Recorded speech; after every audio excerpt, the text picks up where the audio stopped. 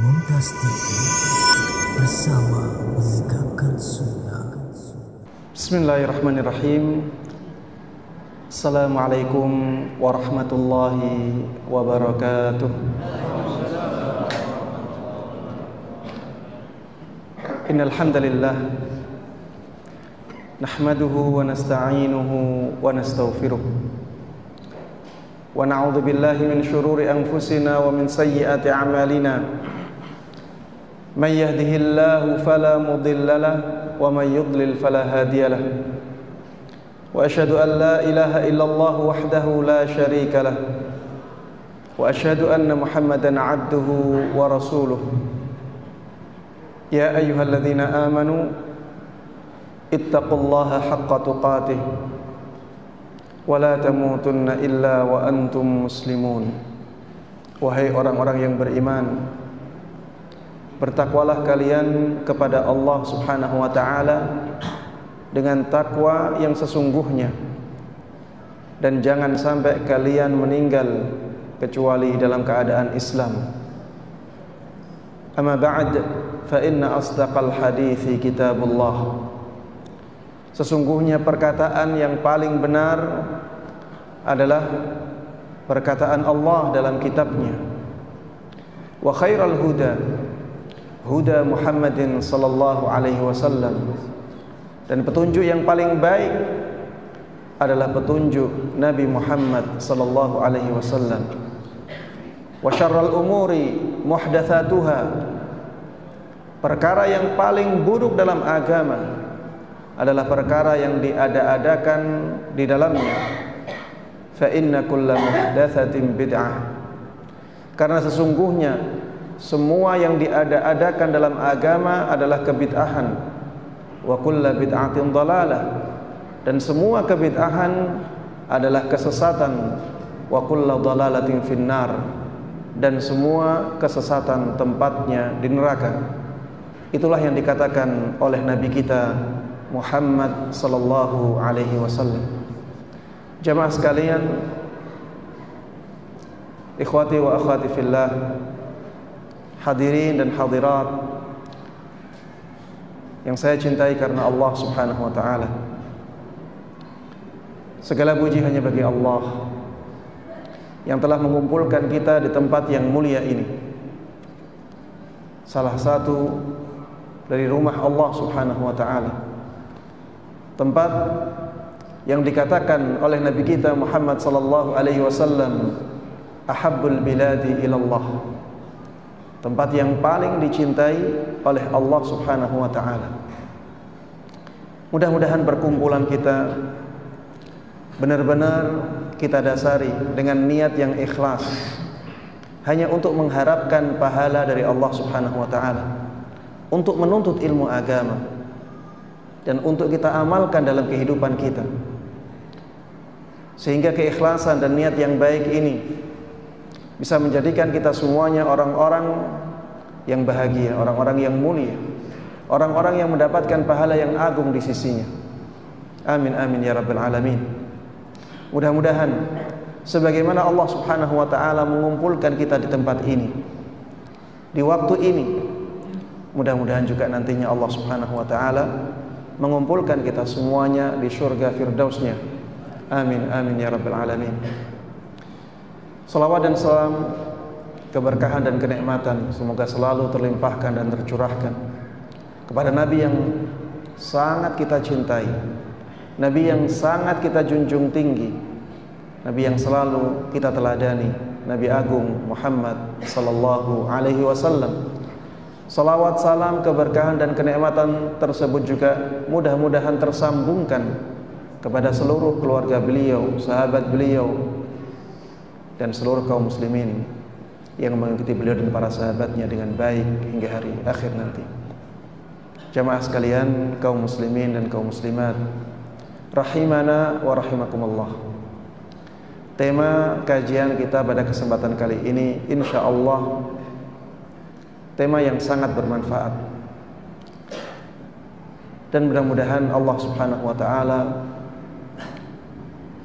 menjadikan tema ini mendatangkan banyak kebaikan untuk kita semuanya. dan untuk kaum muslimin secara umum. Anak adalah nikmat sekaligus amanah.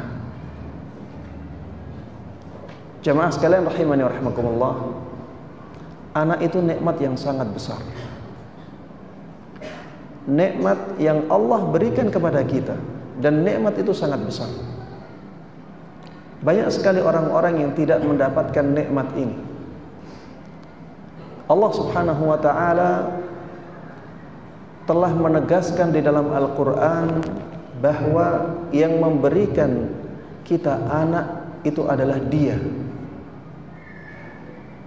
Allah katakan di dalam surat Asy-Syura, lillahi mulkus samawati wal ard, hanya milik Allah kerajaan langit dan bumi. Yakhluqu ma yasha, Allah Subhanahu wa ta'ala menciptakan apapun yang Dia kehendaki. Yahabu liman yasha'u inatha wa yahabu liman yasha'u dhukur.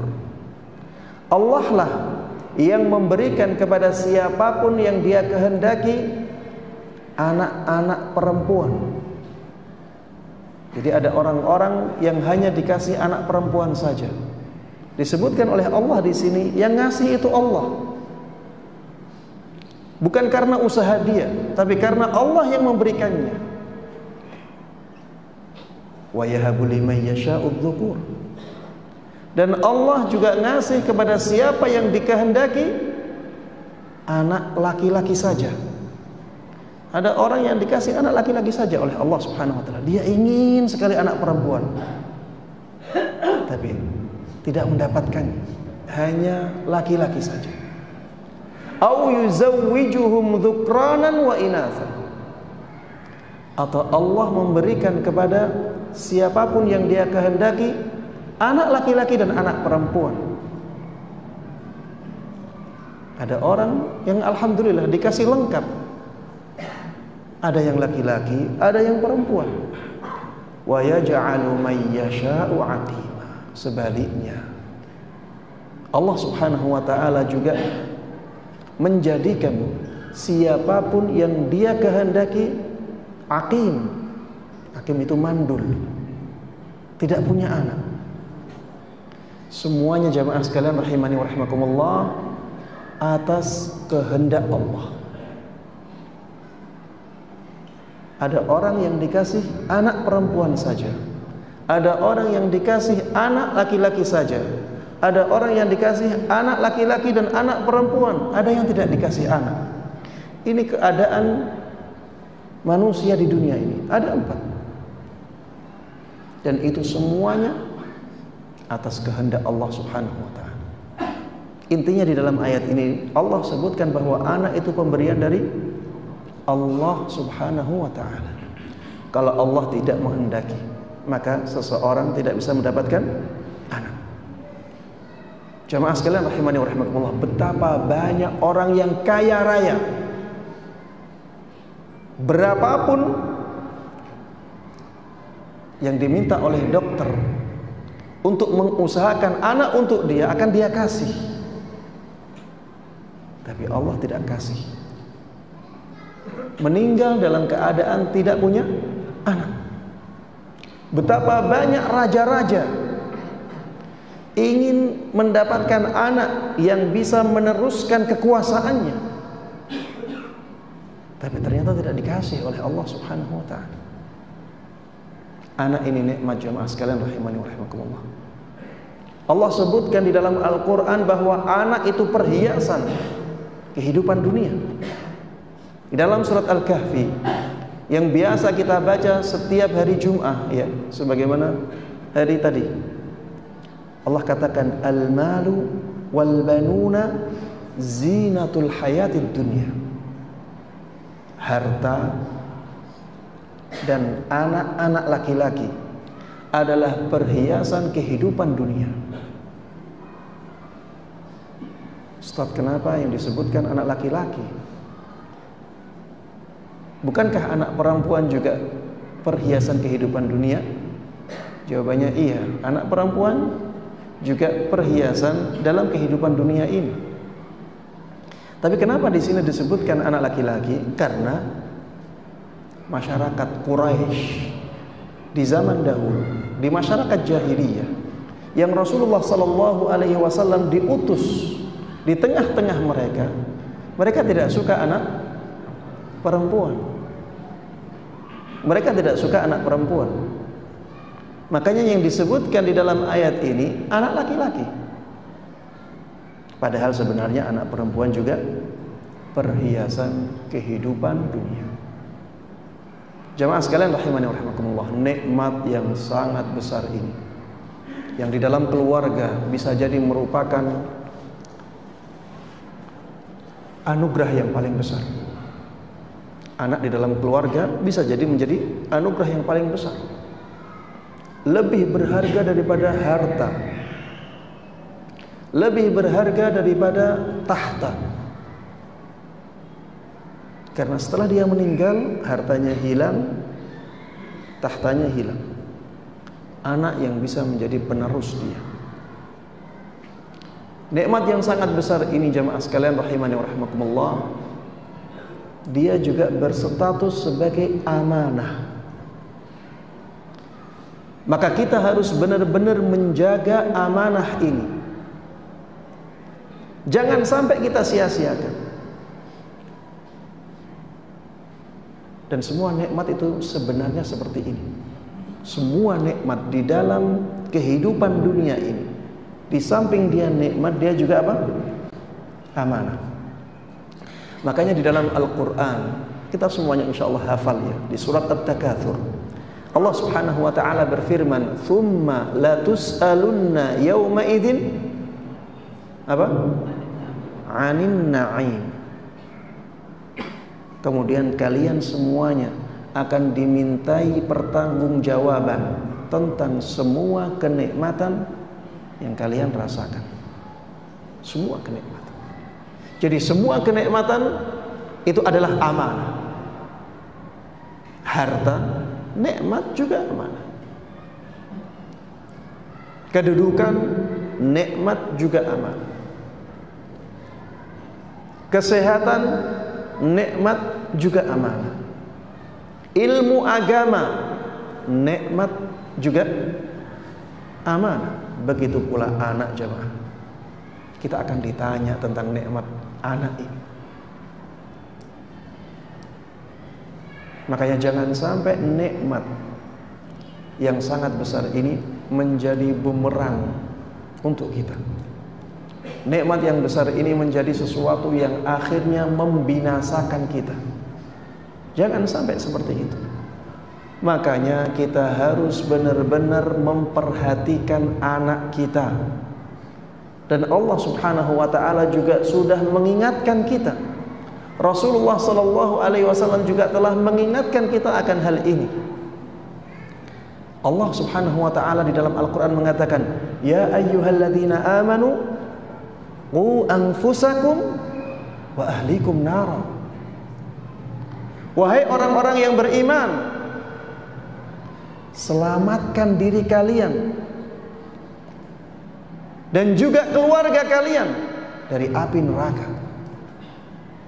Lindungi diri kalian, lindungi keluarga kalian dari api neraka. Keluarga mencakup istri, mencakup anak-anak. Kita diperintahkan oleh Allah subhanahu wa ta'ala untuk menjaga anak istri kita dari siksa neraka. Makanya anak dan istri di samping nikmat, dia juga amanah yang harus kita jaga dengan sebaik-baiknya. Kata sahabat Ali ibn Abi Thalib radhiyallahu ta'ala anhu, arti dari qu anfusakum wa ahlikum nara adalah allimuhum wa addibuhum. Ajari mereka ilmu dan ajari mereka adab, tata krama, akhlak yang mulia. Maka bapak-bapak sekalian, tunaikan kewajiban ini untuk anak-anak kita. Ajarkan kepada mereka ilmu agama yang bermanfaat untuk kehidupan mereka, terutama akidah jamaah. Arahkan mereka untuk hal-hal yang baik.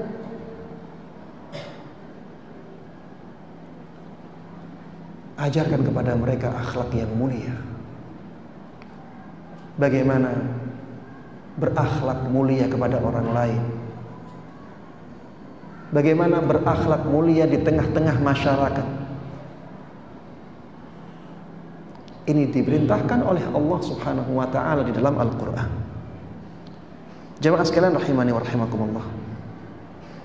Jangan sampai kita nantinya lari dari anak-anak kita. Allah Subhanahu wa ta'ala sebutkan hal ini dalam Al-Quran. Orang-orang yang zalim, mereka nantinya akan lari dari orang-orang yang dizaliminya. Di dalam surat Abasa, Allah Subhanahu wa ta'ala sebutkan, yauma yafirrul mar'u min akhihi. Apa artinya? Di hari itu seseorang bisa lari dari saudaranya sendiri, karena dia di dunia menzalimi saudaranya itu. Dia khawatir nantinya di akhirat saudaranya tersebut akan menuntut kezaliman dia terhadapnya, menuntut balas. Makanya dia lari. Walaupun dia lari akan ketangkep, dia tidak bisa lari. Tapi ada usaha itu. Yauma yafirrul mar'u min akhi wa ummihi wa abihi. Bahkan ada orang yang lari dari ibunya sendiri jamaah, karena dia di dunia selalu atau banyak menzalimi ibunya. Wa abihi, ada orang yang lari dari ayahnya karena kezaliman dia terhadap ayahnya tersebut. Wa sahibatihi wa bani, ada orang-orang yang lari dari istrinya. Ada orang-orang yang lari dari anak-anaknya jamaah. Orang-orang yang lari dari istrinya, orang-orang yang menzalimi istrinya.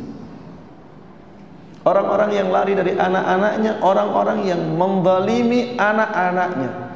Di antara bentuk kezaliman kepada anak-anak adalah ketika orang tua tidak mengajari anak ilmu agama dan tidak mengajarkan kepada anak akhlak yang mulia.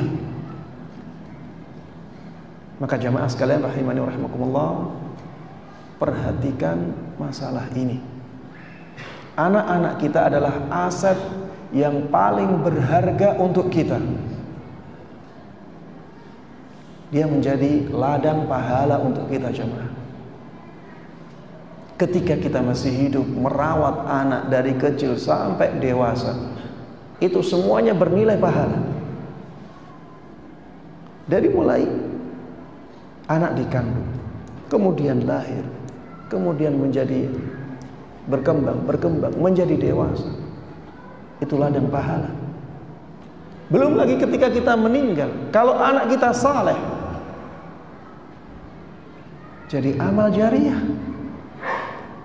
amal yang terus mendatangkan pahala untuk kita padahal kita sudah meninggal. Sebagaimana Rasulullah sallallahu alaihi wasallam sabdakan, "Idza matal insan inqata'a anhu 'amaluhu illa min thalath."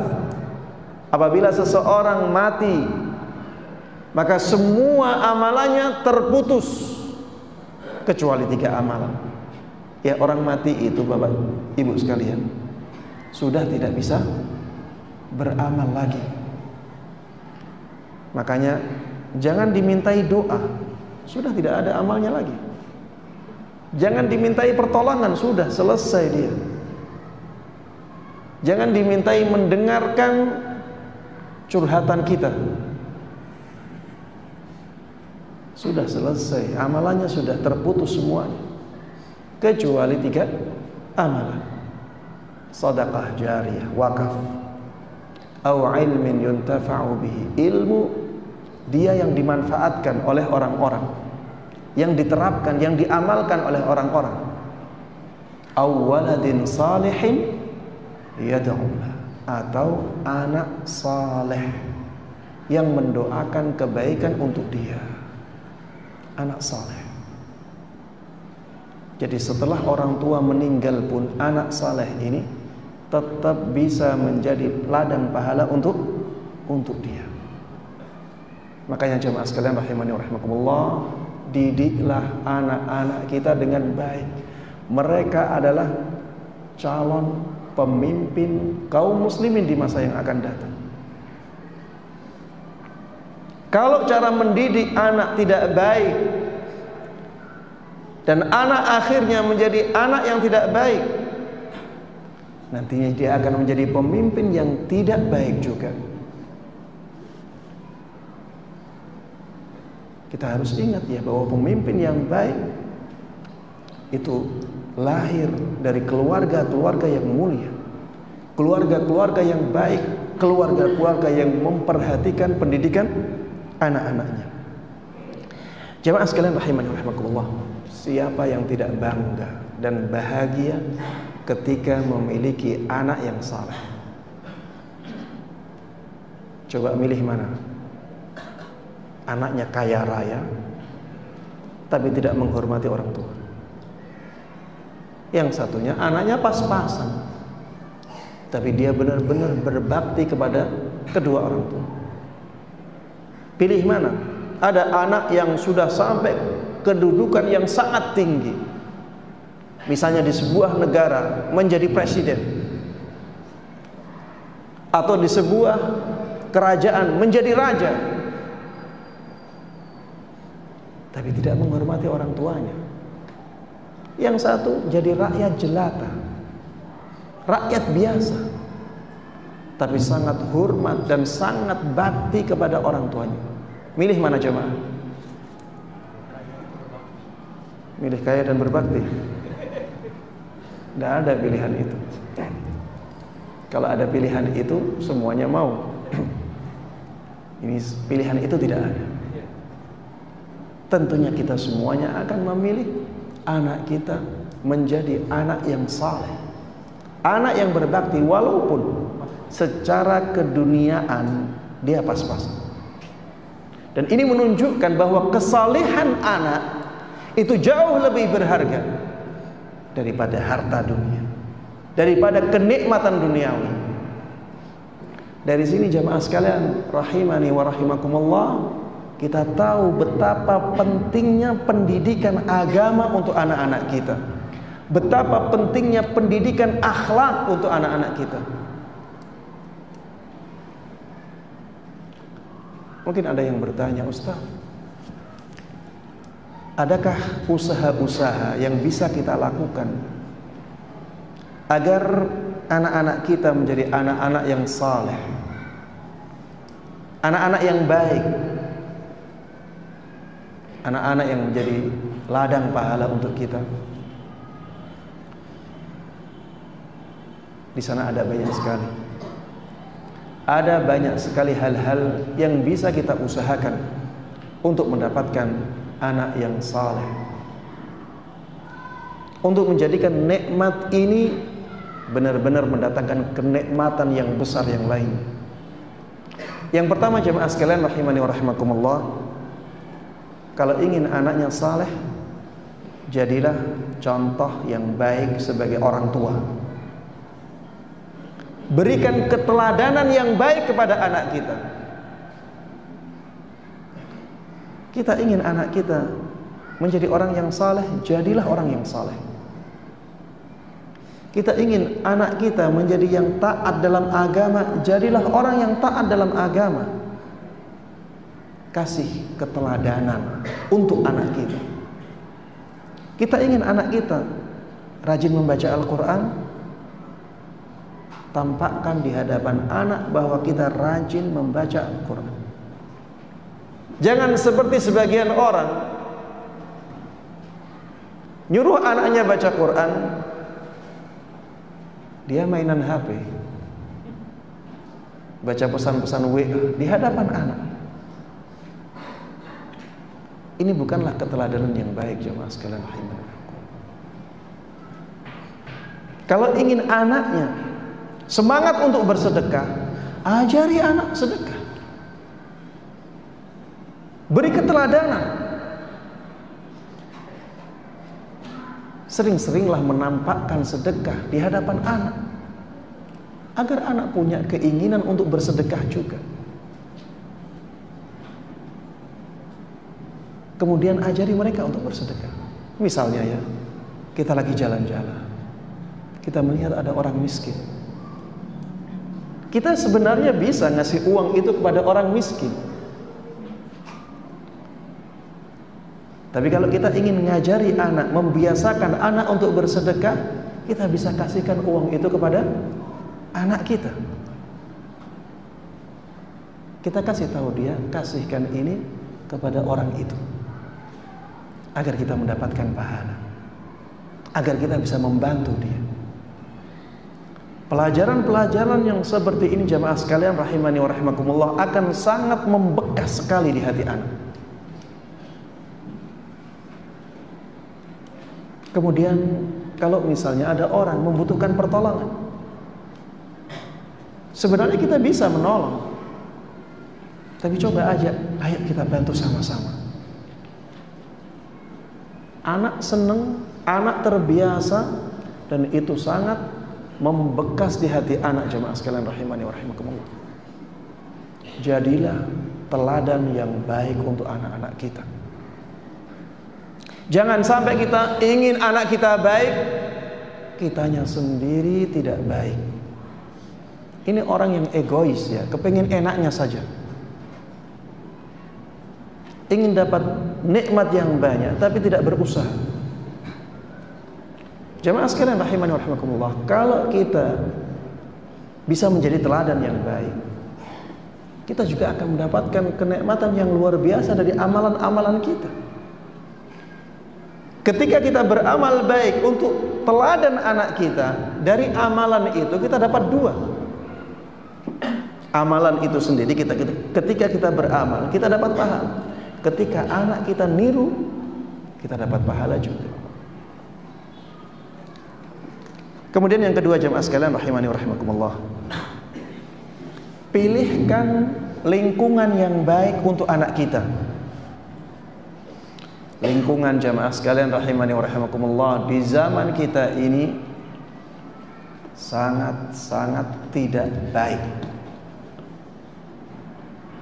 Itu keadaan mayoritas. Ada lingkungan-lingkungan yang baik masya Allah, tapi mayoritasnya lingkungan kita saat ini mayoritas tidak baik. Kita harus akui itu, bukan untuk kita jelek-jelekan, tapi untuk mencari solusinya. Jamaah sekalian rahimani wa rahimakumullah,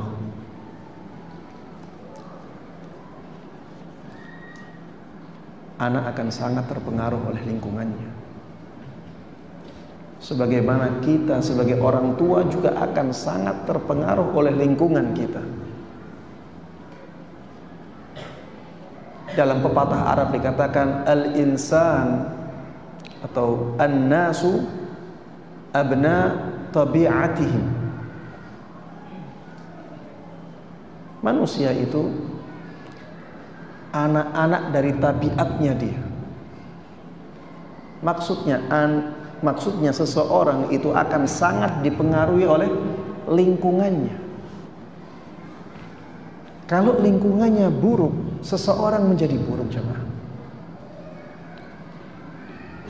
Kalau misalnya lingkungan kerja kita sudah ada budaya korupsi, orang yang biasanya tidak korupsi akan ikut-ikutan.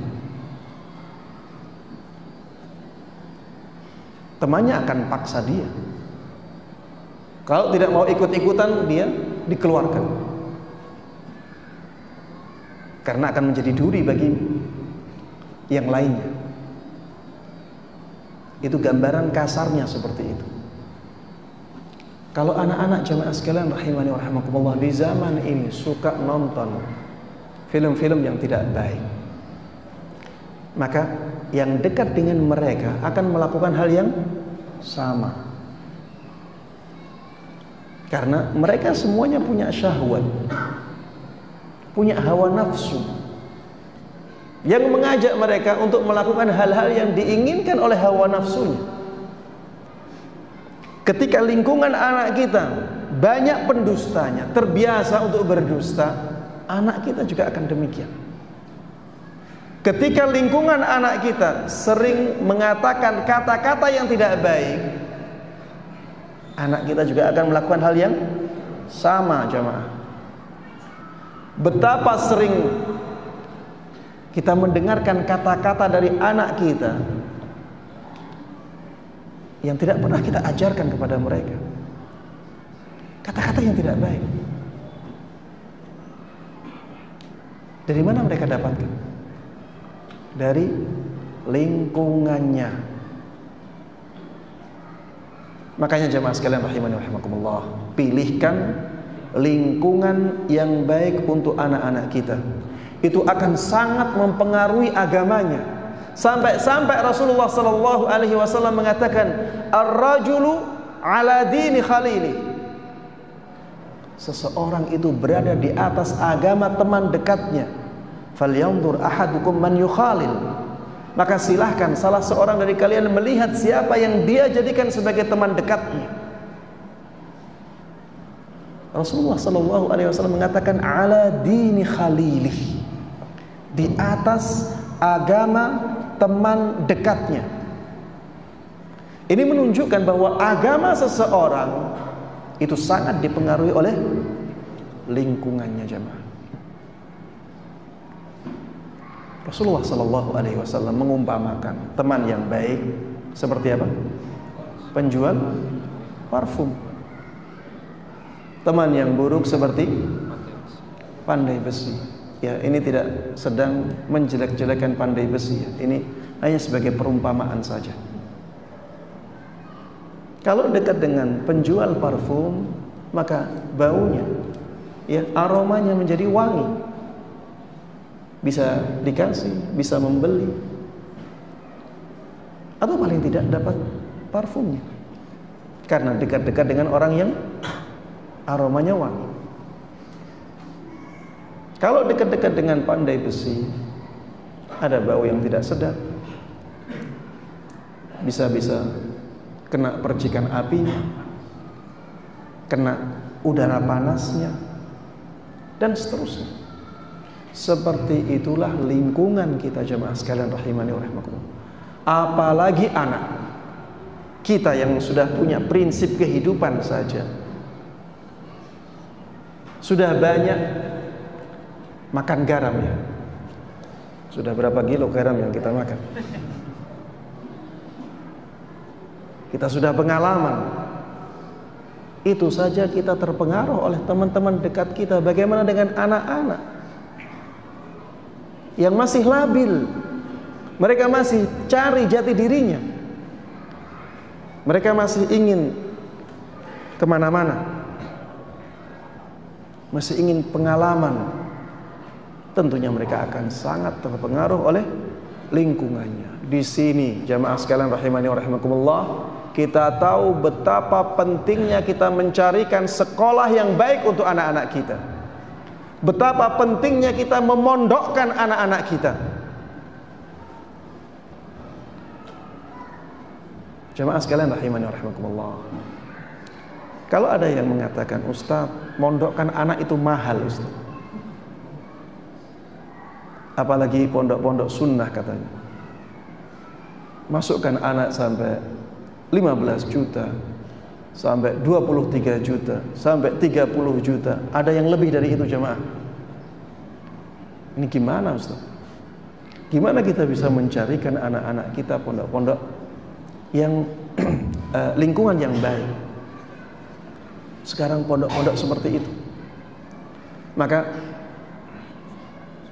saya katakan jemaah sekalian rahimani wa rahimakumullah, di sana masih ada pondok-pondok yang terjangkau. Pondok-pondok sunnah yang terjangkau masih banyak. Saya memondokkan anak, sebulan hanya 600.000. 600.000 sudah makan 3 kali. Ada asramanya, pendidikannya bagus. Ustadz kan dari Jawa, jauh dari Medan Ustadz. Jamaah sekalian rahimani wa rahimakumullah, kalau sudah memondokkan anak, jangan pikir jauhnya.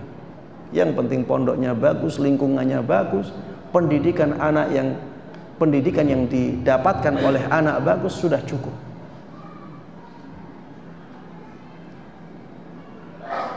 Baiknya agama anak tidak bisa dibandingkan dengan apapun. Kalau misalnya jamaah sekalian rahimani wa rahimakumullah, kita terpaksa memondokkan anak kita di pondok-pondok yang mahal, maka ingatlah bahwa itu investasi akhirat kita. Dan Allah Subhanahu wa ta'ala akan memudahkan rizki kita. Allah akan mengganti rizki itu. Apalagi jamaah sekalian rahimani wa rahimakumullah, kalau kita bekerja sama untuk berdoa agar Allah Subhanahu wa ta'ala melapangkan harta kita, sehingga memudahkan kita untuk memondokkan anak kita. Kerjasama dalam berdoa. Ayahnya berdoa, ibunya berdoa, anak yang mondok juga dipeseni untuk berdoa agar Allah Subhanahu wa ta'ala melapangkan harta orang tuanya, sehingga orang tua bisa memondokkan anaknya dengan mudah. Intinya jamaah sekalian rahimani wa rahimakumullah, carikan lingkungan yang baik untuk anak-anak kita, terutama dalam pendidikannya. Kemudian jamaah sekalian rahimani wa rahimakumullah, agar anak kita menjadi anak yang saleh,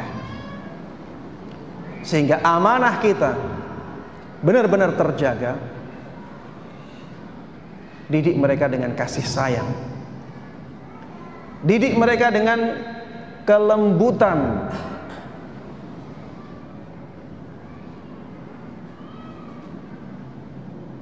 kalau kita mendidik anak dengan kasih sayang, dengan kelembutan, maka anak akan terus dekat dengan kita.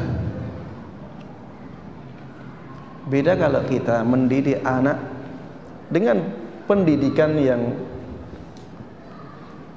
tidak lembut, pendidikan yang kasar, pendidikan yang tidak baik. Kita bermuamalah, berhubungan dengan anak dengan cara yang otoriter, dengan cara-cara yang tidak disukai oleh anak. Lama-kelamaan anak akan menjauh dari orang tua. Kalau anak sudah menjauh dari orang tua, sulit dikontrol. Anak lebih suka curhat kepada temannya daripada kepada orang tuanya. Maka jamaah sekalian rahimani wa rahimakumullah, sayangi anak kita. Berlakulah lembut kepada anak-anak kita. Tapi ini saja tidak cukup jamaah. Kita juga kadang-kadang harus tegas, bahkan kadang-kadang kita harus keras. Sebagaimana Allah mendidik kita jamaah. Allah Subhanahu wa ta'ala mendidik kita dengan rahmatnya. Allah juga mendidik kita dengan ketegasannya. Dan kadang-kadang Allah menghukum kita. Kita juga demikian kepada anak-anak kita. Didiklah anak dengan kasih sayang.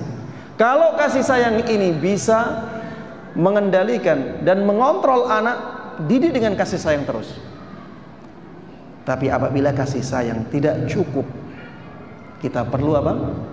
Ketegasan, bahkan kadang-kadang kita perlu kekerasan. Kalau anak bersalah jamaah sekalian rahimani wa rahimakumullah, apakah kita akan berlaku lembut terus? Berlaku lembut ketika anak melakukan kesalahan dengan disengaja, sudah berulang-ulang, ini bukan hikmah. Ini menempatkan sesuatu tidak pada tempatnya. Ketika anak berbuat salah, kita harus tegas jemaah. Kita harus tegas sehingga kita bisa menyadarkan kepada anak bahwa perbuatannya salah. dan perbuatannya tidak disukai oleh orang tuanya. Dan kalau kekerasan dibutuhkan, keras tapi terukur. Dibutuhkan pukulan, kita pukul, tapi terukur. Tidak boleh memukul yang sampai apa? Menyisakan luka. Makanya Rasulullah sallallahu alaihi wasallam di dalam sebuah hadisnya mengatakan, wadribuhum 'alaiha wa hum abna'u 'ashr. Pukul mereka. Rasulullah katakan pukul mereka. Siapa mereka ini? Anak-anak. Pukul mereka ketika mereka meninggalkan salat, sedangkan umur mereka sudah 10 tahun. Padahal anak 10 tahun sudah balik belum jemaah? Belum balik. Anak umur 10 tahun sudah wajib salat? Tidak. Tapi lihat bagaimana Rasulullah sallallahu alaihi wasallam memberikan perintah kepada para orang tua. Pukul mereka ketika mereka tidak mau salat padahal umurnya sudah 10 tahun. Kekerasan juga dibutuhkan dalam mendidik anak. Tapi para ulama mengatakan juga bahwa pukulan ini adalah pukulan untuk memberikan pelajaran, bukan pukulan untuk menyiksa. Makanya mukulnya jangan sampai mukul yang menyisakan luka.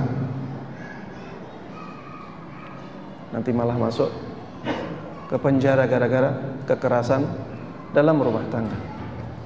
KDRT. Ia pukul anak agar anak sadar bahwa itu kesalahan. Agar anak sadar bahwa orang tuanya tidak suka seperti itu. Dan jamaah sekalian rahimani wa rahimakumullah, ketika kita memarahi anak, ketika kita memukul anak, sampaikan kepada anak bahwa tindakan kita atas dasar kasih sayang. Ini yang sering dilupakan oleh para orang tua. Mukul-mukul saja, marahin-marahin saja. Tidak dikasih pengertian bahwa marahnya dia adalah atas dasar kasih sayang dia kepada anaknya. Mukulnya dia bukan atas dasar kasih sayang kepada anak. Ketika tidak ada penjelasan dari orang tua bahwa dia mukul karena kasih sayang, anak menganggap apa jemaah? Orang tuanya benci. Anak menganggap bahwa orang tua sudah menilai anaknya dengan penilaian-penilaian yang sangat tidak bagus sekali. Dan ini sesuatu yang tidak baik. Untuk menutup pintu ini jamaah sekalian rahimani wa rahimakumullah, sampaikan secara verbal, sampaikan secara lisan bahwa kita memarahi anak karena kita sayang kepada anak. Kita mukul anak karena kita sayang kepada dia. Katakan kepada dia, ayah dan ibu memarahimu karena ayah dan ibu sayang. Kalau ayah dan ibu tidak sayang, ayah dan ibu akan biarkan kamu melakukan keburukan, biarkan kamu menjadi orang yang buruk. Ayah akan biarkan kamu sudah di luar sana, jadi berandalan, dan seterusnya. Ayah mukul karena ayah ingin kamu menjadi anak baik, karena ayah sayang kepada kamu, karena ayah perhatian kepada kamu. Sampaikan ini kepada anak agar kekerasan kita dalam mendidik anak ketika dibutuhkan itu juga dimaknai oleh anak dengan kelembutan dan kasih sayang. Jemaah sekalian rahimani wa rahimakumullah, Rasulullah sallallahu alaihi wasallam di dalam hadisnya pernah menyampaikan hal ini, ya, menyampaikan bahwa ketika kita mencintai seseorang, sampaikan itu kepada dia. Rasulullah sallallahu alaihi wasallam pernah bersabda, "Idza ahabba ahadukum akhahu falyu'limhu iyyah." Apabila salah seorang dari kalian mencintai saudaranya, senang kepada saudaranya, maka kabarkan kesenangan itu kepada dia. Ini kepada saudara jemaah. Bagaimana kepada orang yang lebih dekat dari itu, kepada anak kita?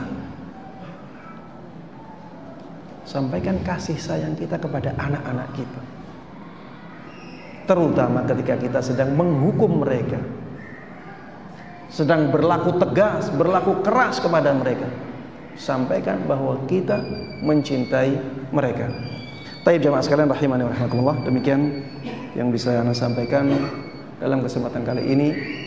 Insyaallah masih ada poin-poin yang bermanfaat untuk kita bahas bersama dalam hal ini. Tapi karena waktu sudah masuk waktu Isya, maka kita mendengarkan adzan dahulu, kemudian salat Isya. Setelah itu kita akan teruskan kajian ini. Demikian, wallahu taala a'lam, wa sallallahu wa sallama wa baraka ala nabiyyina Muhammadin wa ala alihi wa sahbihi wa man tabi'ahum bi ihsanin ila yaumiddin. Walhamdulillahi rabbil alamin.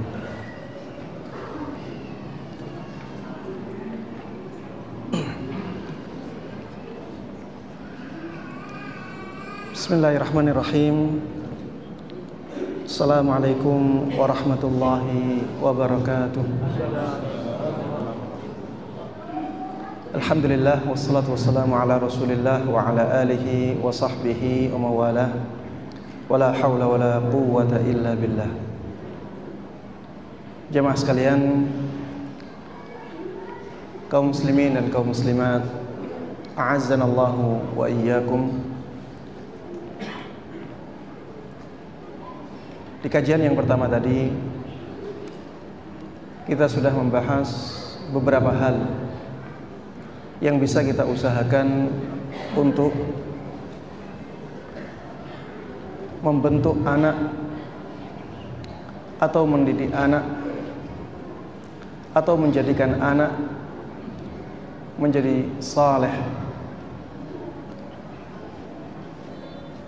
Kita sudah menyebutkan 3 hal ya. Yang pertama apa tadi? Berikan teladan yang baik untuk anak kita. Yang kedua, pilihkan lingkungan yang baik untuk anak. Yang ketiga, didik mereka dengan kasih sayang, kelembutan. Kalau mereka melakukan kesalahan dan perlu untuk ditindak tegas atau keras, maka lakukan itu dengan terukur dan berikan pemahaman kepada anak bahwa kita melakukannya karena dorongan kasih sayang, karena dorongan cinta kita kepada anak itu. Yang keempat jamaah sekalian rahimani wa rahimakumullah, yang penting sekali untuk kita usahakan adalah selalu mendoakan anak-anak kita dengan doa-doa kebaikan. Selalu doakan anak-anak kita dengan doa-doa kebaikan. Jamaah sekalian rahimani wa rahimakumullah, doa itu senjatanya seorang mukmin, dan doa itu sangat luar biasa pengaruhnya. Sampai-sampai Rasulullah sallallahu alaihi wasallam pernah mengatakan, la yaruddul qada illa du'a. Tidak ada yang bisa menolak takdir Allah kecuali doa. Ini menunjukkan kekuatan doa yang sangat luar biasa. Makanya jemaah sekalian rahimani wa rahimakumullah, doakan anak-anak kita.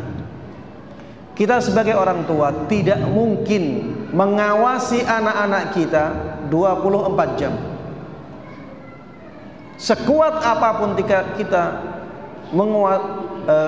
mengawasi anak-anak kita, maka ada jam-jam, ada saat-saat kita lengah jemaah. Ada saat-saat kita tidak bisa mengawasi mereka, tidak bisa melihat mereka. Disinilah pentingnya pengawasan Allah, penjagaan Allah, pengarahan Allah untuk anak-anak kita. Maka doakan anak-anak kita. Coba lihat Nabi Ibrahim alaihi salam, beliau selalu menyertakan anak-anaknya dalam doa-doa beliau. Beliau pernah berdoa sebagaimana Allah sebutkan dalam surat Ibrahim, wajnubni wa baniya an na'budal asnam. Jauhkan aku dan anak-anakku dari menyembah berhala. Nabi Ibrahim tidak mengatakan wajnubni an a'budal asnam, tidak. Beliau berdoa wajnubni wa baniya an na'budal asnam. Ya Allah, jauhkan aku dan jauhkan anak-anakku dari peribadatan kepada berhala.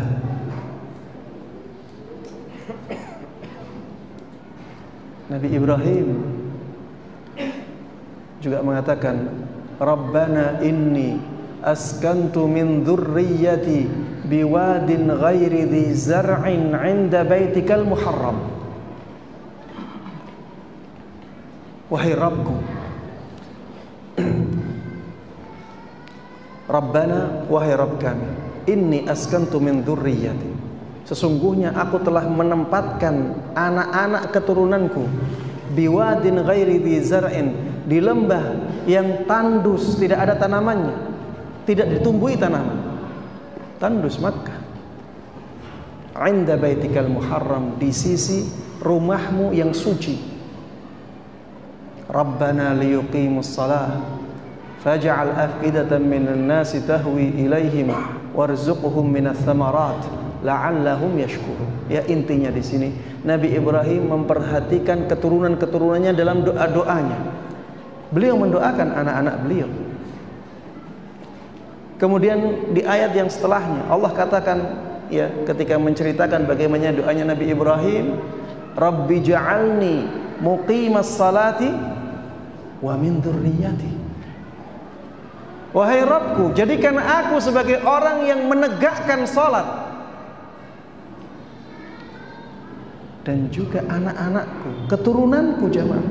Ya, ini doanya Nabi Ibrahim, menyertakan anak keturunan di dalam doa-doa beliau. Dan ini sangat penting jamaah sekalian rahimani wa rahimakumullah. Doakan anak-anak kita. Kita perlu usaha lahir, kita juga perlu usaha batin. Bisa jadi jamaah sekalian rahimani wa rahimakumullah, pengaruh doa kita lebih kuat daripada pengaruh usaha lahiriah kita, daripada pengaruh ikhtiar kita. Doakan anak-anak kita di sepertiga malam terakhir, ketika Allah subhanahu wa ta'ala memberikan penawaran kepada hamba-hambanya, ketika Allah turun ke langit dunia dan menawarkan, siapa yang berdoa kepadaku, aku ijabahi doanya. Siapa yang meminta hajat kepadaku, aku penuhi hajatnya. Siapa yang minta ampunan kepadaku, aku ampuni dia. Doakan anak-anak kita di sepertiga malam terakhir. Doakan anak-anak kita di sujud-sujud kita jamaah sekalian rahimani wa rahimakumullah. Rasulullah sallallahu alaihi wasallam mengatakan, wa amma fis sujud fajtahidu fihi minad du'a. Adapun di dalam sujud, maka bersungguh-sungguhlah kalian untuk berdoa. Rasulullah katakan, karena ketika itulah seorang hamba paling dekat dengan Rabbnya. Aqrabu ma yakunul 'abdu min rabbih wa huwa sajid. Keadaan seorang hamba yang paling dekat dengan Rabbnya itu ketika dia sujud. Maka banyaklah berdoa ketika sujud. Jamaah, banyak dari kita ketika salat qabliyah, salat di antara dua azan, antara azan dan iqamah, banyak dari kita yang salat. Banyak dari kita yang mempercepat salatnya, meringkas salatnya, agar apa? bisa berdoa setelah sholatnya. Saya katakan ini ya sesuatu yang baik jemaah, tidak salah. Tapi ada yang lebih afdal dari itu. Yang lebih baik dari itu adalah kita berdoa di sujud itu. Kita lamakan sholat kita. Kita lamakan sholat antara adzan dan iqamah, agar kita bisa melamakan sujud kita. Dan di sujud itu kita meminta kepada Allah subhanahu wa ta'ala. Dengan begitu jamaah sekalian rahimani wa rahimakumullah, kita bisa mengumpulkan dua keutamaan. Keutamaan doa ketika sujud dan keutamaan berdoa di antara adzan dan iqamah. Dengan begitu jamaah sekalian rahimani wa rahimakumullah, doa kita menjadi lebih mustajab. Intinya jamaah sekalian rahimani wa rahimakumullah, banyaklah berdoa untuk anak-anak kita. Walaupun kita sudah memondokkan anak kita, anak kita sudah diperhatikan oleh guru-gurunya, ustadz-ustadznya di pondok, tetap kita tidak boleh lupa untuk mendoakan anak-anak kita agar Allah subhanahu wa ta'ala mengarahkan anak-anak kita kepada kebaikan. Kemudian jemaah sekalian rahimani wa rahimakumullah, termasuk di antara hal yang penting agar kita bisa mendapatkan anak yang saleh adalah dengan mengarahkan anak kita menjadi penghafal Al-Quran. Arahkan anak kita untuk menjadi penghafal Al-Quran, walaupun di rumah kita, walaupun belum mondok. Kasih target kepada mereka. Kamu sehari harus hafal 1 ayat, sehari harus hafal 2 ayat. Beri target kepada mereka agar mereka menghafalkan Al-Quran. Jadikan menghafal Al-Quran sebagai program kehidupan mereka. Ini sangat penting jamaah sekalian rahimani wa rahimakumullah. Kalau anak-anak kita dekat dengan Al-Quran, Allah akan jaga mereka.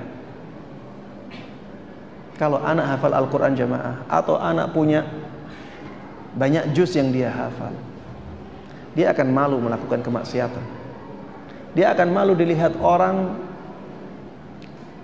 menjadi orang yang tidak baik. Dia akan malu ketika melakukan hal-hal yang tidak pantas, karena orang-orang melihatnya sebagai penghafal Al-Quran. Dia akan dijaga oleh Allah subhanahu wa ta'ala. Dia akan terus membaca Al-Qurannya. Dan ketika dia membaca Al-Quran atas arahan dari kita, kita juga mendapatkan pahala seperti pahalanya dia. Makanya jemaah sekalian rahimani wa rahimakumullah, arahkan anak-anak kita untuk menjadi penghafal Al-Quran. Kita cari pondok yang punya target menghafalkan Al-Quran.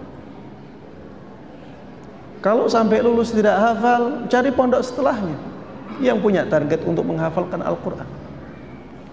Sampai SMA tidak hafal, tidak ada masalah, dia pasti punya hafalan. Sampaikan terus untuk terus menghafal Al-Quran. Walaupun sampai meninggal tidak hafal Al-Quran, tidak ada masalah jamaah. Karena dengan seperti itu, banyak umur dia yang sudah diisi dengan apa? Membaca Al-Quran. 1 hurufnya berapa? 10 kebaikan. Tinggal dikali lipatkan, ya. Sebagaimana anak mendapatkan pahala, orang tuanya juga mendapatkan pahala. Belum nanti di akhirat jamaah sekalian rahimani wa rahimakumullah, anak kita akan dimuliakan. Iqra wartaqi warattil kama kunta turattilu fid dunya. Dikatakan kepada orang yang hafal Al-Quran, bacalah, kemudian naiklah, bacalah dengan tartil sebagaimana engkau membaca tartil ketika di dunia. Ketika anak kita mendapatkan derajat yang tinggi di surga, kita akan dibersamakan dengan dia. Kita akan bersama dia. Walladzina amanu wattaba'athum dzurriyyatuhum biiman alhaqna bihim dzurriyyatahum. Orang yang beriman dan anak keturunannya mengikuti dia dalam keimanan, kami kumpulkan mereka bersama anak-anak keturunannya. Intinya di surga kita akan dikumpulkan dengan anak-anak keturunan kita. Ketika ada anak keturunan kita yang derajatnya tinggi di surga, kita akan sampai ke sana. Makanya jemaah sekalian rahimani wa rahimakumullah, berikan fokus ya, berikan perhatian dalam masalah ini. Arahkan anak untuk menjadi penghafal Al-Quran. Kemudian jemaah sekalian rahimani wa rahimakumullah, ketika kita mendidik anak, maka kita perlu menyampaikan kepada anak doktrin-doktrin yang sesuai dengan dalil syariat. Kita harus doktrin anak kita. Doktrin itu tidak mutlak buruk jemaah. Kalau doktrinnya sesuai dengan sunnah, sesuai dengan dalil syariat, doktrin menjadi sesuatu yang sangat baik. Kasih anak doktrin. Seperti misalnya kita katakan kepada anak bahwa Allah itu melihat kita. Jangan nakal. Allah selalu melihat. Mungkin ayah, ibu nggak melihat, tapi Allah selalu melihat kamu. Allah itu maha berkuasa. Tidak ada yang lebih berkuasa melebihi Allah subhanahu wa ta'ala. Kalau Allah berkuasa menghukummu saat ini, kalau Allah ingin menghukummu saat ini, kamu akan dihukum oleh Allah. Allah berkuasa mencabut nikmat dari kita kalau kita dimurkai oleh Allah subhanahu wa ta'ala. Kasih doktrin seperti ini. Kasih doktrin tentang tauhid. Kita harus mentauhidkan Allah subhanahu wa ta'ala agar kita dimuliakan oleh dia. Kasih doktrin tentang sholat. Jaga sholat kalau kita ingin kehidupan kita baik. Ini doktrin-doktrin seperti ini bagus, walaupun tidak ada dalilnya jemaah. Maksudnya kita tidak menyebutkan dalil, tapi makna yang kita sampaikan kepada anak adalah makna yang sesuai dengan dalil. Karena kalau harus menyebutkan dalil jadinya panjang.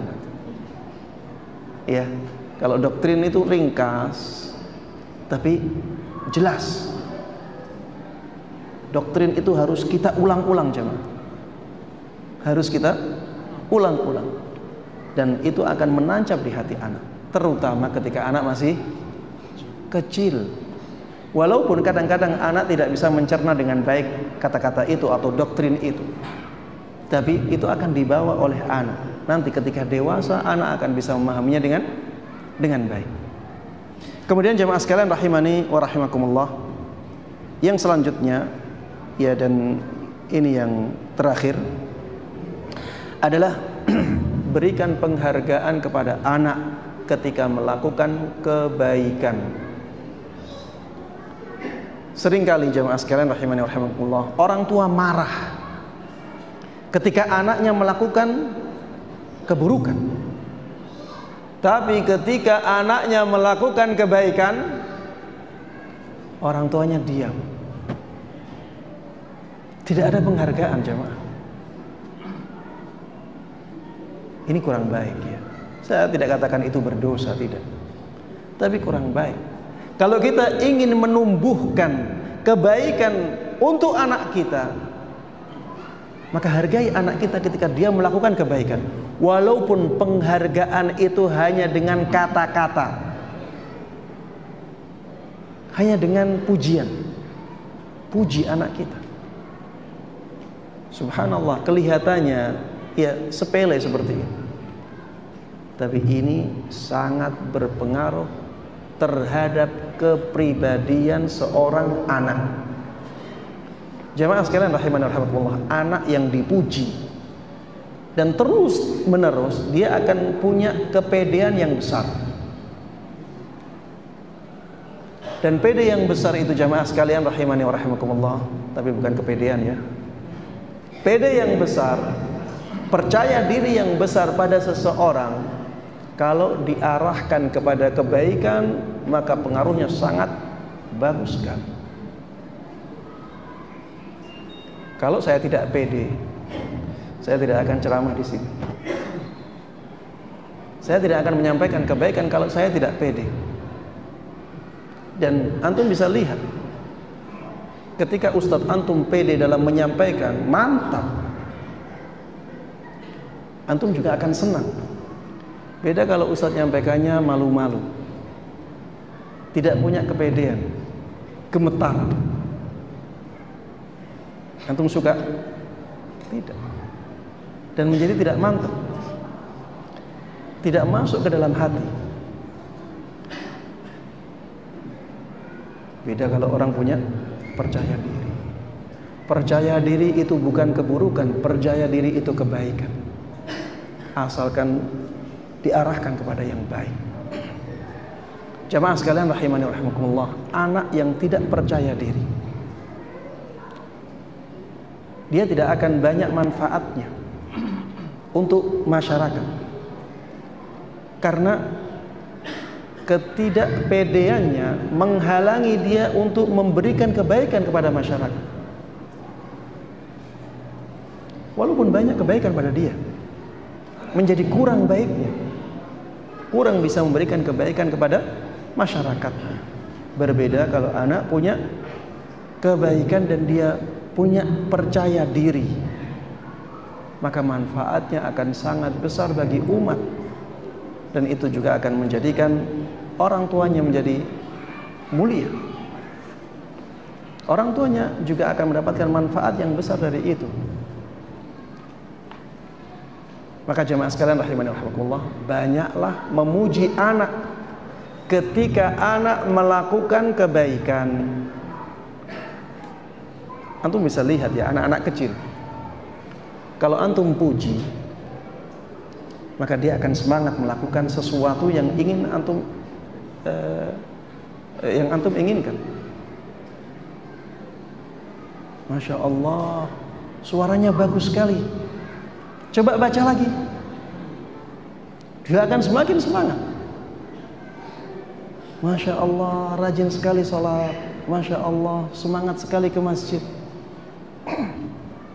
Pujian-pujian seperti ini jamaah sekalian rahimani wa rahimakumullah akan menumbuhkan semangat kebaikan di hati anak. Beda kalau kita diamkan saja, kalau kita tidak kasih penghargaan walaupun kata-kata. Kalau kita bisa kasih penghargaan berupa materi, maka kasih penghargaan berupa materi walaupun sedikit, tapi itu bermakna penghargaan. Tapi harus digarisbawahi di sini, jangan sampai kita menghargai kebaikan anak dengan sesuatu yang bisa membahayakan anak. Ya, ada orang-orang tua yang ngasih penghargaan kebaikan untuk anaknya, tapi itu malah menjadikan anaknya tidak baik. Seperti misalnya membelikan motor, padahal anaknya belum siap, masih terlalu muda, masih terlalu kecil. Ini bisa membahayakan anak. Membelikan gadget di zaman ini jamaah, ini membahayakan anak. Ya, saya lihat ini membahayakan anak. Karena kalau gadget di tangan anak, dia akan bisa melihat apapun hanya dengan menggerakkan jarinya jamaah. Dan ini akan sangat membahayakan anak. Contohnya lagi ya, membelikan PS. Ya, ada orang tua ketika menghargai anaknya karena hafal Al-Quran dibelikan apa? PS, PlayStation. Anaknya senang memang, hari-hari pertama baik-baik saja, tapi lama-kelamaan dia akan tinggalkan Al-Qur'annya, dia sibuk dengan permainan, dan waktunya akan banyak hilang. Intinya jemaah sekalian rahimani wa rahimakumullah, berikan penghargaan kepada anak ketika anak melakukan kebaikan, walaupun hanya berupa ucapan atau pujian. Kalau bisa berupa materi, berikan kebaikan kepada anak berupa materi. walaupun nominalnya sedikit. Ya, kalau dihargai sedikit, tapi katakan ini hadiah. Ini hadiah. Dengan catatan tadi, hal tersebut tidak membahayakan anak-anak kita.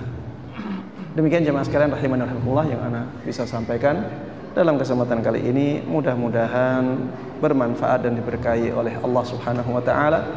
Mudah-mudahan Allah Subhanahu wa taala menjadikan kita semuanya orang-orang yang benar-benar bisa menjaga anugerah anak dan bisa benar-benar menunaikan kewajiban-kewajiban yang berkaitan dengan amanah ini, sehingga kita bisa benar-benar mendapatkan hasil yang baik dari anak-anak kita. Amin amin ya rabbal alamin. Sallallahu wasallama wa baraka ala nabiyyina Muhammadin wa ala alihi wa sahbihi wa man tabi'ahum bi ihsanin ila yaumiddin. Walhamdulillahi rabbil alamin.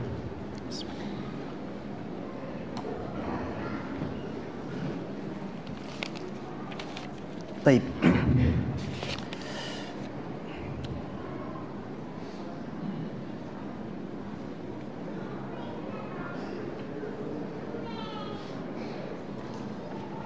Assalamualaikum warahmatullahi wabarakatuh. Waalaikumsalam warahmatullahi wabarakatuh. Pak Ustadz, anak saya baru meninggal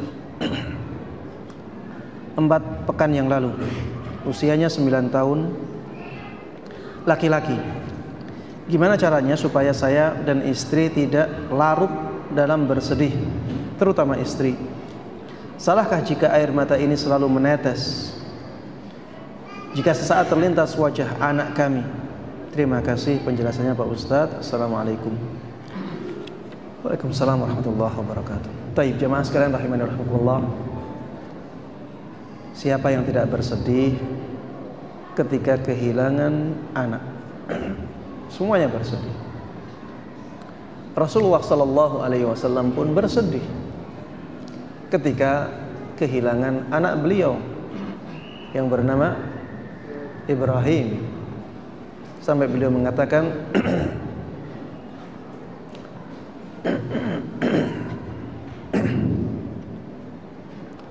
wallahi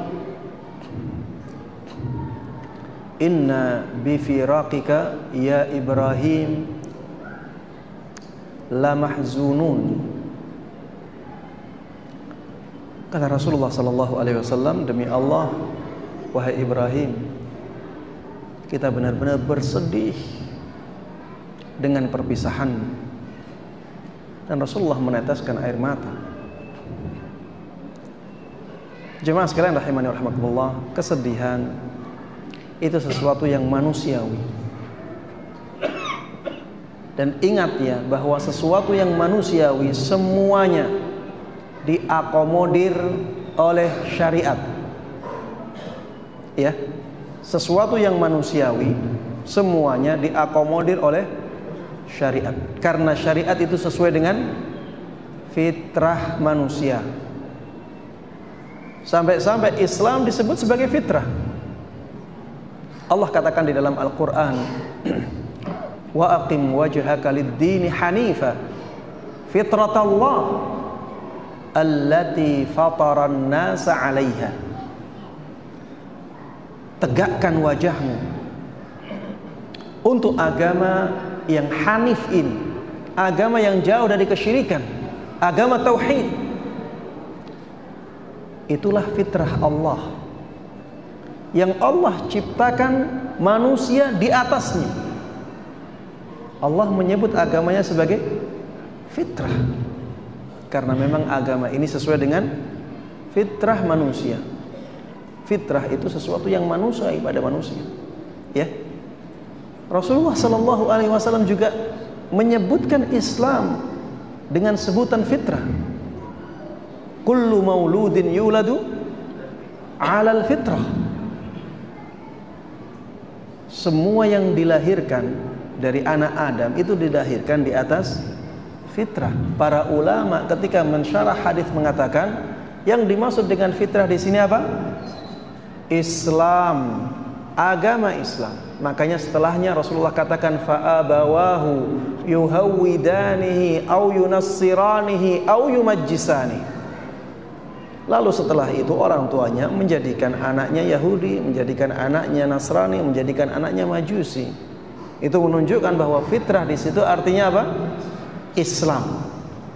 Dan ini menunjukkan bahwa Islam akan selalu sesuai dengan fitrah manusia. Kesedihan ketika anak meninggal itu fitrah manusia. Maka Islam tidak mencelanya. Kesenangan kita kepada lawan jenis tidak tercela jemaah. Yang tercela adalah ketika itu disalurkan untuk hal-hal yang dilarang oleh syariat. Kalau Islam melarang kita mencintai lawan jenis, kita mampu jemaah? Tidak akan mampu. Kita tidak akan mau menikah nanti. Tidak ya. Kecintaan kita kepada lawan jenis tidak dicela oleh Islam. Yang dicela oleh Islam adalah ketika hal tersebut mengantarkan seseorang kepada kemaksiatan, kepada hal-hal yang dilarang oleh syariat. Ya, oleh karenanya jemaah, yang kita pikirkan di sini bagaimana agar kesedihan ini tidak berlebihan. Ya, bagaimana kesedihan ini agar tidak berlebihan. Termasuk di antara obat kesedihan yang paling manjur jamaah adalah terus mengingat takdir Allah. Ingatkan diri kita kepada takdir Allah. Kalau kita ingat, kita sadar bahwa itu adalah takdir Allah, itu adalah kehendak Allah, maka musibah akan menjadi semakin ringan untuk kita hadapi. Makanya Allah Subhanahu wa ta'ala di dalam surat Al-Hadid mengingatkan tentang hal ini. Allah katakan, "Ma asaba min musibatin fil ardi wala fi anfusikum illa fi kitabin min qabli an nabra'aha." Musibah apapun yang menimpa bumi ini, yang terjadi di bumi ini, dan musibah apapun yang menimpa kalian,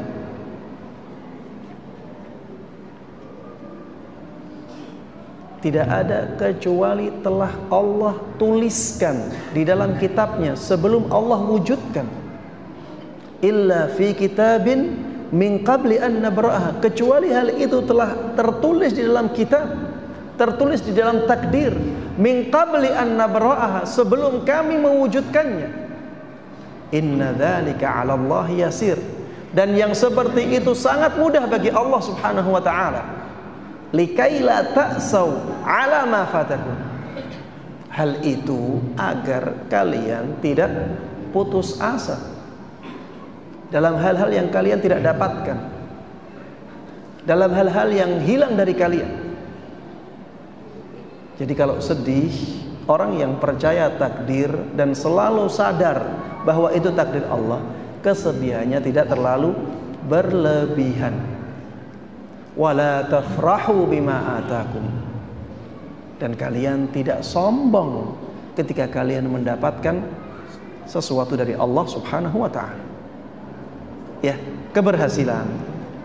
Kalau kita misalnya berhasil melakukan sesuatu yang besar, kalau kita tidak ingat takdir, bisa saja kita sombong. Tapi kalau kita ingat takdir bahwa ini yang menghendaki terjadi adalah Allah. Kesuksesan ini kalau Allah tidak menghendaki, tidak akan terjadi, sekuat apapun usaha kita. Kalau ingat seperti itu jamaah, maka kita akan jauh dari kesombongan.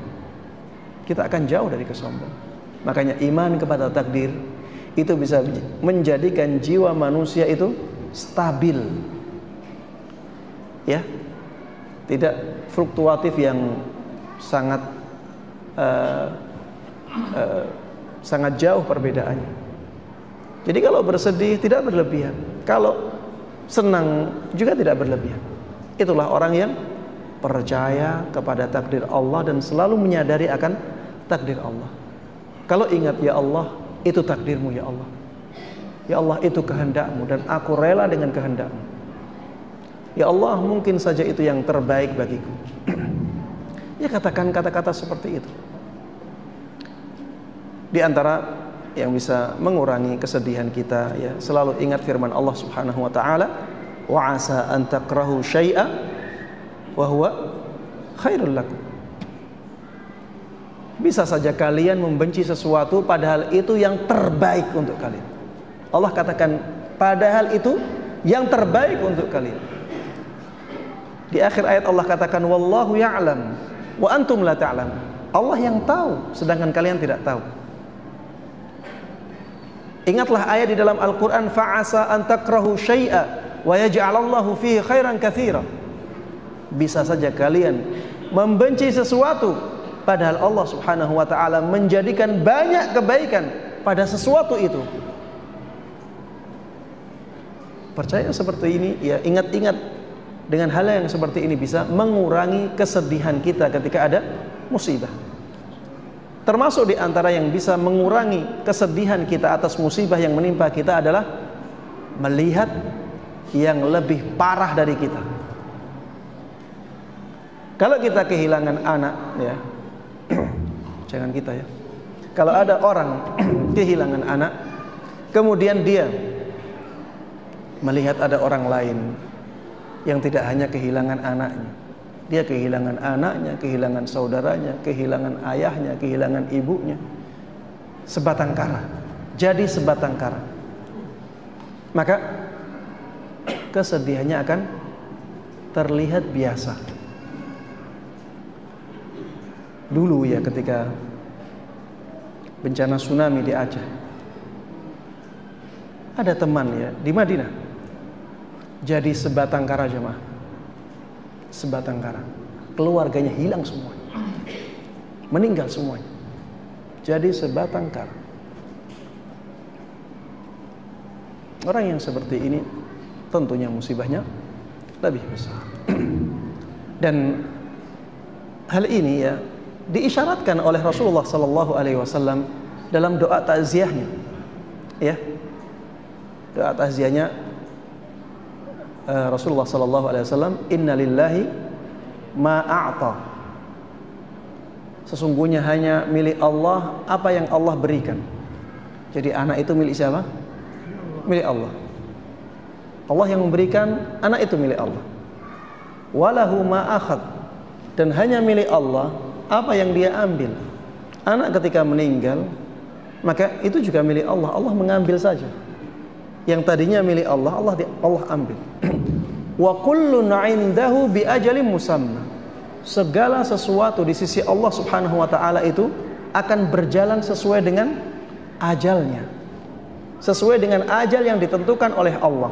Dan itu sesuatu yang biasa, jemaah. Itu sesuatu yang biasa, semuanya akan berjalan seperti itu. Memang ajalnya sampai di situ, ya, memang dia harus meninggal. Itu sesuatu yang biasa. Allah akan melakukan yang seperti itu pada siapapun. Kalau kita menganggap ini sesuatu yang biasa, ya, dan akan banyak orang yang mengalaminya, maka kesedihan kita akan banyak berkurang, ya. Kemudian ingat-ingatlah, ya, bahwa kita berlarut-larut dalam kesedihan atau tidak berlarut-larut dalam kesedihan, apakah musibahnya akan berubah? Tidak. Tidak akan berubah. Kita bersedih terus, anak kita akan hidup kembali? Tidak. Kalau kita sedih terus, kemudian tidak rela kepada takdir, kita dapat pahala? Tidak. Beda kalau kita, ya, ridha dengan takdir Allah, kita menghadapi musibah itu dengan sabar, maka musibah itu akan menjadi nikmat yang besar untuk kita. Makanya Rasulullah sallallahu alaihi wasallam sampai mengatakan, ajaban li amril mu'min, inna amrahu kullahu khair. Sungguh menakjubkan keadaan seorang mukmin, karena semua keadaannya bisa menjadi yang terbaik untuk dia. In asabathu sarra syakar fakana khairun lah. Kalau dia mendapatkan kebaikan, dia bersyukur, dan bersyukur itu yang terbaik untuk seorang mukmin ketika itu. Wa in asabathu dharra sabar fakana khairun lah. Ketika dia mendapatkan musibah, dia bersabar, dan bersabar itulah yang menjadi terbaik untuk dia. Itu menjadi sesuatu yang paling baik untuk dia saat dia mendapatkan musibah. Itulah seorang mukmin jamaah sekalian rahimani rahimakumullah. Sehingga ketika kita mendapatkan musibah dari Allah Subhanahu wa taala, maka jadikan musibah ini sebagai ladang pahala untuk kita semuanya, yaitu dengan kita bersabar menghadapinya, rela. Bahkan mungkin kalau kita benar-benar menghayati hakikat dari musibah tersebut, kita akan bersyukur mendapatkan musibah itu, karena banyaknya kebaikan yang Allah berikan kepada kita dari musibah itu. Baik jemaah sekalian rahimani wa rahimakumullah, mohon maaf hanya satu pertanyaan yang bisa saya jawab, tapi mudah-mudahan hal ini memberikan manfaat yang besar untuk kita semuanya. Amin amin ya rabbal alamin. Kurang lebihnya mohon maaf. Semua yang benar dari Allah Subhanahu wa taala. Apabila ada yang salah, itu dari kebodohan saya, itu dari syaitan, dan saya meminta ampun kepada Allah Subhanahu wa taala dari kesalahan-kesalahan tersebut. Mudah-mudahan yang kita bahas bersama bisa kita terapkan dalam kehidupan kita, bisa kita sebarkan kepada orang lain dengan baik dan mudah. Amin amin ya rabbal alamin. Mari kita tutup kajian ini dengan doa kafaratul majlis. Subhanakallahumma wa bihamdik, asyhadu an la ilaha illa anta, astaghfiruka wa atubu ilaik. Assalamualaikum warahmatullahi wabarakatuh.